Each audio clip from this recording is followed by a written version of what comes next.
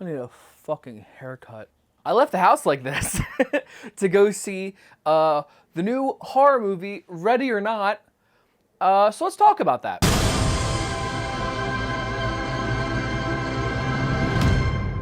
Ready or Not is a new horror comedy written by Guy Busick and Ryan Murphy and directed by Matt Bettinelli-Olphin and Tyler Gillette, who are 2/3 of the filmmaking collective Radio Silence, most notable for their horror anthology VHS, which I actually really recommend watching. It stars Samara Weaving, Adam Brody, Mark O'Brien, Henry Cerny, and Andy McDowell, among a bunch of other people. Ready or Not is about a woman who is about to get married, and her husband's family are the owners of this huge board game company. And she's fairly certain that her husband's entire family hates her, and she's very nervous about her wedding. And on her wedding night, they say, well, to be officially a part of this family, you have to play a game. It could be anywhere between checkers or Monopoly or something.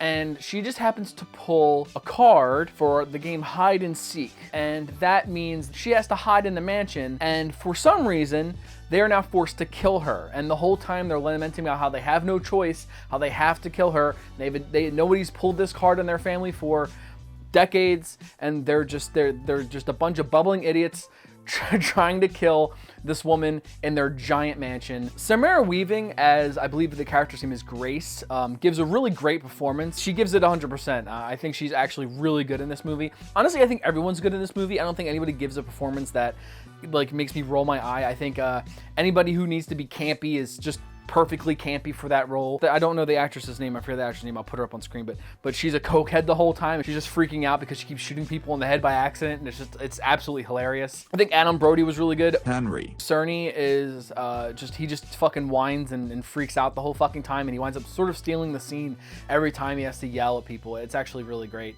Yeah, like everyone in this movie is awesome. In terms of like direction and cinematography, nothing really stands out. Visually.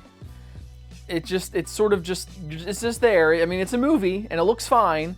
One thing I really hated though was the fact that the entire movie's just fucking brown.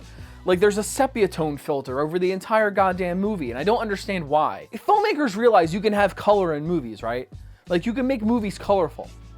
Like movies don't have to just be brown or gray or adhere to some weird, teal and orange combo. Like you realize that movies can have color, right?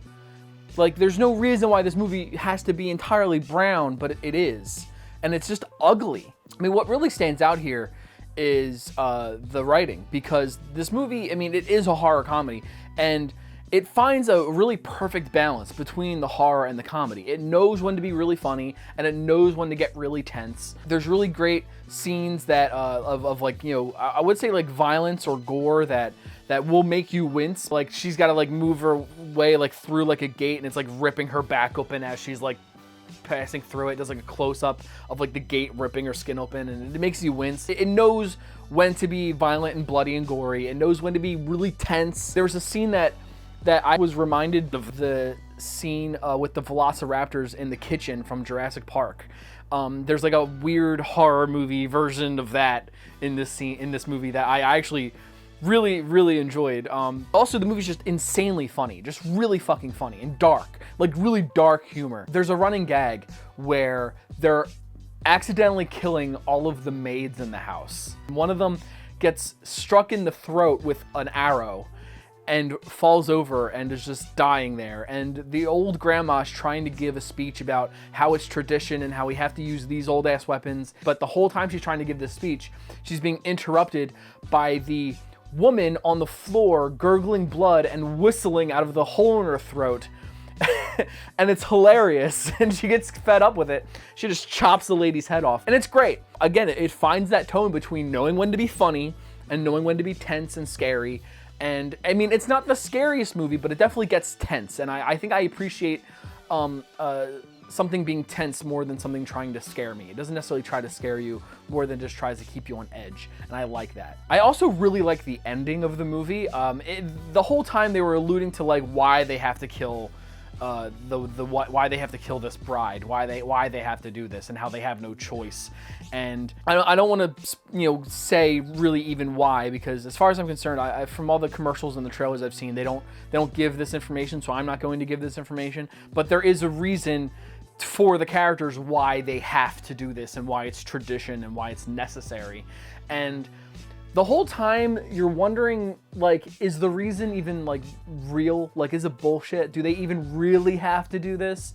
And the whole time it's building up to an ending that, like, I'm okay with. Like, I'm like, okay, like, yeah, like, I'm accepting of this ending. Like, this is, I'm not pissed off by it. I'm just like, but I really wish that they ended in a certain way. And then at the very last minute they do, and I'm just like, oh, perfect. This is a perfect ending. Like yes, this is exactly what I wanted. Like, it's exactly what the fuck I wanted. Like, I'm so glad it ended the way it ended, because I really wanted it to end the way it ended. Like, you can kind of tell where the movie's gonna go, and I'm glad that they're like, you know what? Well, yeah, let's do that. And they do that, and you're just like, yes.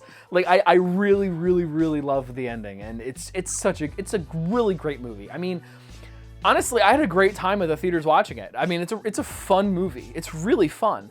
I mean, other than just being sort of visually bland and, the color of just being sort of washed out and sepia, I mean, overall, I mean, it's really funny. It's really tense. I mean, it doesn't overstay its welcome at all. I mean, it's only an hour and a half, and it's great.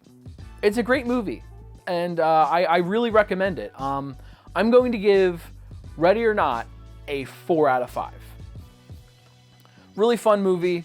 I honestly can't wait to watch it again, because, I mean, I had a good time watching this movie. Again, like, it's not that visually appealing, and certain scenes are a little too dark, but it knows when to be funny, and it knows when to be tense, and it's a fun movie, and I think the ending is just perfect. Thanks for watching this review.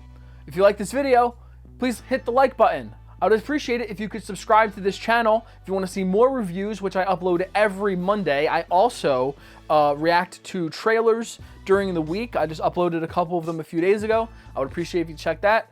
Find me on social media at The Shane Watson. Thanks for watching. See you later.